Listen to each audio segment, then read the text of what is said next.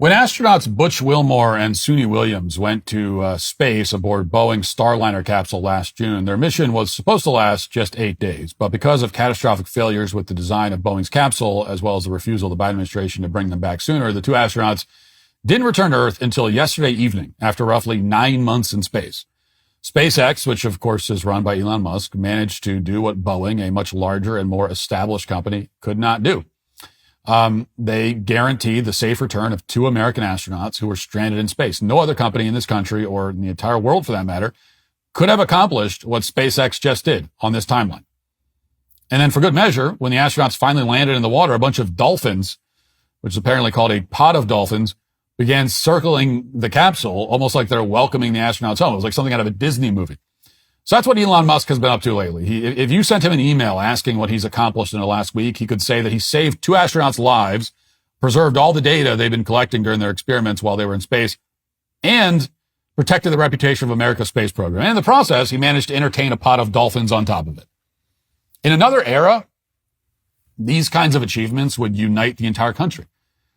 This would be, I think back to what happened when Gene Kranz saved the crew of Apollo 13. They gave him the Presidential Medal of Freedom. The state of Ohio dedicated a day in August as Gene Kranz Day. NASA handed him about 10 different awards.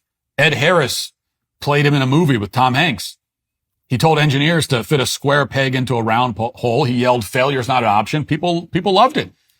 He was a national hero among both Democrats and Republicans. Half a century later, it's safe to assume that Elon Musk will not receive that kind of treatment from Hollywood or anywhere else. And that's because we're no longer a country that universally celebrates historic achievements for mankind. Instead, we're now split between two distinct groups, people who celebrate human progress and people who resent it.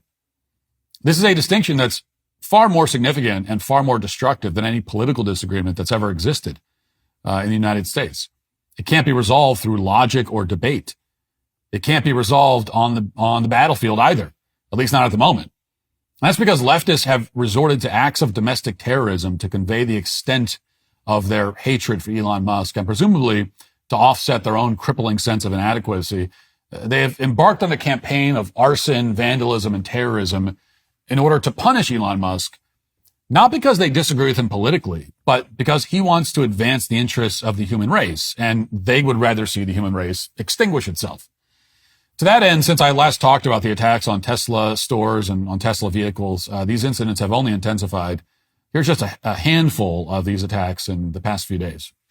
Someone set fire to two Cybertrucks late last night at a Tesla dealership at 103rd and State Line. The FBI and ATF are assisting Kansas City, Missouri police as they investigate this as arson. KMBC 9's Darissa White shows us what happened.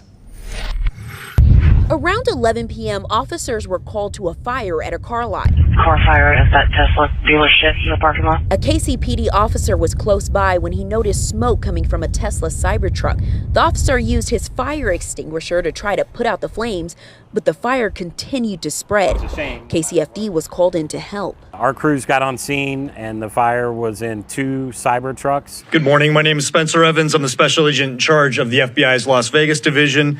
As you know, and as you heard this morning, the FBI has opened an investigation into what was reported as initially as an arson at a Tesla facility that occurred at the Tesla Collision Center in Las Vegas. As Assistant Sheriff Corin noted, the FBI is working hand in glove with our partners at the Las Vegas Metropolitan Police Department to investigate this incident. This is being investigated by the FBI's Joint Terrorism Task Force. We're seeing more reports of vandalized Teslas from all around the country. The latest one happening in the Pacific Northwest. We want to warn you, some of the vandalism you see, it's offensive.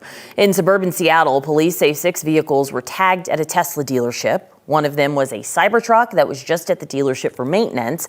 It was spray painted and tagged. The truck's owners called the incident disheartening, but says he doesn't feel personally attacked. There are also now roughly a dozen documented instances of leftists keying Tesla vehicles in parking lots or spray painting swastikas on them and so on. Of course, in the grand scheme of things, this is a relatively small number of vehicles, but it's worth pointing out that the people doing this are, of course, cowards who hide the moment they're caught. And a lot of them are getting caught because Teslas have cameras that record suspicious activity at all times, even when they're parked. One man who went viral for keying a Tesla in San Jose, for example, denied that he had done so when somebody confronted him about it a few days later. Watch. Did you just key a Tesla the other day? You what? You're on video. Yeah. This is the guy. You just keyed a Tesla. You got a video online. I just saw it. It's all over the face. The media. You keyed no Tesla? Yes, you did. You keyed a Tesla in a parking lot somewhere around here. What do you got to say about that? I didn't do that.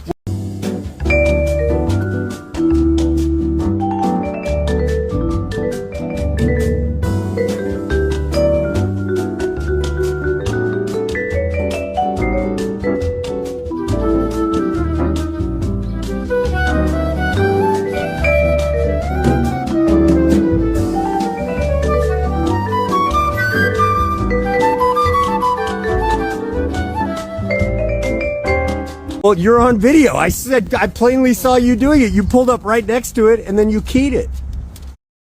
You want to bet? I have to give the usual disclaimer that this man hasn't been convicted yet. He's now been arrested and accused of felony vandalism by the San Jose police. But assuming that this person is indeed guilty, which he appears to be since he looks like the same person who keyed the car in the video and he was wearing the same clothes and driving the same car. So, all the pieces kind of add up.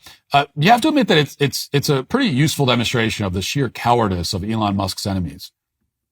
They think they're fighting fascism by keying a random person's car, and then they won't even admit to it when they're on camera. This is a pretty good sign that if Pam Bondi follows through in her promise to send all these domestic terrorists to prison for at least 5 years, if she does that, this will stop very quickly. We are dealing with deranged leftist thugs here, but if there's a silver lining, it's that they happen to be very stupid and very cowardly. At the same time, we can't ignore the fact that these thugs happen to have the endorsement of some of the most prominent figures in the Democrat Party. The other day, for example, Tim Walsh celebrated the decline of Tesla's stock as the result of domestic terrorism. This is the man who wanted to become the vice president of the United States. Now he's jeering about the fact that an American company is being targeted for political reasons. Watch. Saying on my phone, I don't know, some of you know this on the iPhone, they've got that little stock app. I added Tesla to it to give me a little boost during the day. 225 and dropping.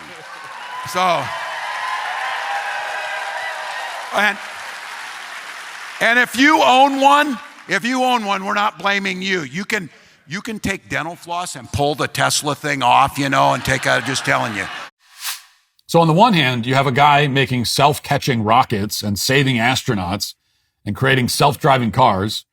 On the other hand, you have Tim Walsh. Tim Walsh does not create anything. He's incapable of doing that in any context. He's one of the dumber politicians to ever seek high office, which is really saying something. So all he can do, like so many other Democrats, is celebrate destruction. Is there any doubt whatsoever that people like Tim Walsh would have cheered if those astronauts had blown up? I mean, how would they have reacted? Is there any doubt that these people, they wanted this rescue mission to fail? They wanted the astronauts to die on the way down? They would have been thrilled by that. They were rooting for it. They were praying. They were praying to Satan. They were praying to their god Satan that it would happen, because they want Elon Musk to fail. That's all they care about.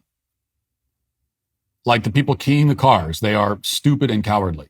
And there's maybe no greater example, certainly of the stupid part, than Arizona Senator Mark Kelly, who just announced to great fanfare that, fanfare in his own mind anyway, that he got rid of his Tesla vehicle in order to protest Elon Musk. And he's replaced it with a Chevy SUV because apparently leftists aren't concerned about greenhouse gas emissions anymore. That's gone by the wayside. In a video, Kelly explained his reasoning for ditching the Tesla, such as it is. Here's the video. Hey folks, it's Mark Kelly here in Washington, driving to work for the last time in my Tesla. When I bought this thing, I didn't think it was going to become a political issue. Every time I get in this car in the last 60 days or so, it reminds me of just how much damage Elon Musk and Donald Trump is doing to our country.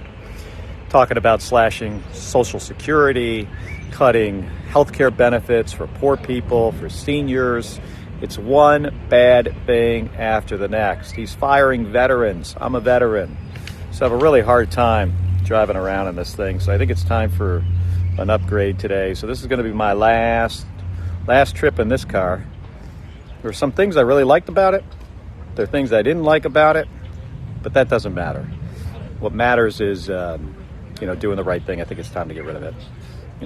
Elon Musk kind of turned out to be and I don't want to be driving the car built and designed by so looking forward to my new ride. Now, it's not really worth responding to any of the lies at the beginning of the video. Mark Kelly appears to be saying that every veteran is entitled to permanent employment in the federal government and that Elon Musk is somehow cutting health care benefits and Social Security, which isn't happening. None of that really makes sense. But the really interesting part is at the end when Kelly explains that he's selling his Tesla because he doesn't want to drive a car that was designed and built by an a-hole, as he put it. So if somebody's an a-hole, then apparently Mark Kelly has no interest in using their inventions. Any product associated with a CEO, with a CEO or any person who's an a-hole must be shunned for all time. Now, if you buy into all the slander about Elon Musk, it might seem like a compelling line of argument, or at least it might seem compelling right up until the moment you realize that, well, pretty much every useful invention in history was designed by an a-hole, as Mark Kelly would put it. I mean, has Mark Kelly ever heard of Henry Ford? Okay. If Kelly looks into Henry Ford for about 5 minutes, he'll find a lot of cancel-worthy material there. He was a bit of an eccentric, to put it politely. Does that mean that nobody should ever drive Ford trucks anymore? We have to sell our F-150s? And while we're at it, Alexander Graham Bell thought that deaf people shouldn't have children. Never mind the fact that he married a deaf woman. His perspective was that deaf people were terminally ill and that sign language should be abolished. Alexander Graham Bell became a villain of the deaf community as a result. And as one historian put it, in the deaf world, he's remembered with rage. Does this mean that we can't use telephones anymore? Do we need to sell our iPhones because Alexander Graham Bell was cruel to deaf people? I mean, he was kind of an a-hole. Actually, we definitely need to sell our iPhones because everyone knows that Steve Jobs was extremely demanding to work for. I mean, by pretty much all accounts, the guy was an a-hole. He often fired people on the spot simply because they couldn't answer his questions. And as we know, today's Democrats think that firing an employee for any reason, even if they can't list 5 things they did in the past week, is totally unconscionable. Everyone is entitled to lifetime employment with no accountability, according to Democrats. Therefore, we can assume with confidence that Mark Kelly will never own any Apple products of any kind. I could go on and on and on but really Mark Kelly and his fellow Democrats have made my point for me. Elon Musk's companies are saving astronauts, catching rocket boosters in midair, deploying self-driving cars, restoring free speech to the internet, implanting neural chips to allow paralyzed people to use computers. Meanwhile, leftists are keying cars and setting fire to Tesla dealerships. I mean, they have made their anti-human agenda abundantly clear. And they've done it at the worst possible time. They've done it precisely when Musk is demonstrating a productive pro-civilization alternative to their pathetic nihilism. And that is why Mark Kelly and every other anti-human leftist who attacks Elon Musk, even as he saves astronauts stranded in outer space, is today canceled. Thanks for checking out this video. If you'd like to listen to my full podcast on the go, you can check out The Matt Walsh Show on Apple Podcasts, Spotify, or wherever you get your podcasts.